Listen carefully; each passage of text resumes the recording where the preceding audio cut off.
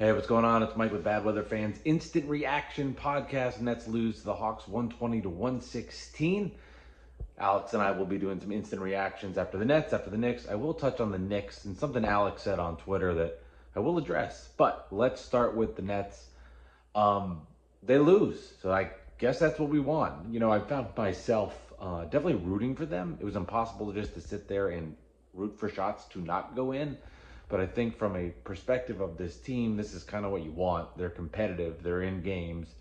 They show some of the younger players playing well, but they lose. So again, got to remember that is what they want. This is a team not going anywhere, so it doesn't feel great to win, or it doesn't feel great to lose, but to know that this is about losing this season in 2024, 2025. Cam Thomas with 36 points. I was frustrated, and I would be more frustrated again if I gave a shit for this team to have wins. Was Dennis Schroeder down the stretch having the ball when I shot in particular when there was like 50-something seconds left. I was like, get the ball to Cam. He's hot. He's going. He was getting to the basket at will. They could not do that. And then you saw Cam hit a lot of late threes, and they made it interesting. They made it close, but ultimately, they could not get the win in this department. Nick Claxton with a horrendous foul.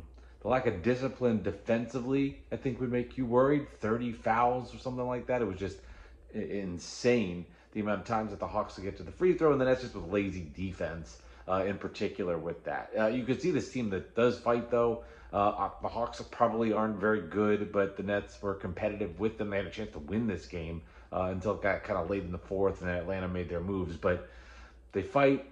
Literally, Nick Claxton swung his arms and had a horrendous flagrant foul. The Cam Thomas one just felt worse to the crowd because of what happened before. So I understand that. I think any fan base at home after seeing that would have felt that way. But that was a good no flagrant foul there in that situation. Jalen Wilson missed a bunch of threes, but did a nice job getting to the basket. So I think you have to feel good about that.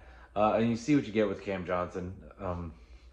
It'll be nice when him and Dorian Finney-Smith get traded, just because you can see more of the young development from Jalen Wilson, Noah Clowney, who didn't get many minutes, but you can see that, which will be nice to see. Let's talk about Ben Simmons, who played well.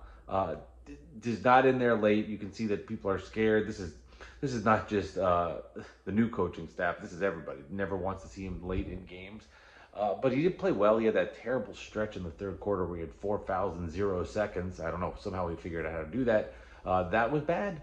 But other than that, distributed the ball well, got to the basket, pushed it out for open threes. I mean, he did the Ben Simmons things. Who knows how long he'll be on the court before something happens, because he has a record of doing that. But at least he showed himself to play okay there. Which was nice to see, I guess. As you're watching these games, it's weird when you have no care for them to win. Like, they lost, and I'm like, all right, move it along. I do want to call out one thing as I shift around this moving podcast. Alex on Twitter, and the Knicks lost yesterday. If you missed it, who did they play again? That was Boston. That's right, the Celtics. Nets Muse had a tweet where it was Knicks 2025 first unprotected, 2027 unprotected first, 2028 swap, 2029 first unprotected, 2031 first unprotected. And I've gone over this with Alex about 604 billion times about how it's not about the pick number, but it's about the assets that the Nets acquired. And Alex had some snarky remark about how it won't matter, these picks mean nothing. I don't know if that was Alex trolling, just because he was frustrated in the moment. I'll get some clarity from him when him and I connect. But that frustrated me because I thought we had gone over and talked about that, and he missed it. But oh well.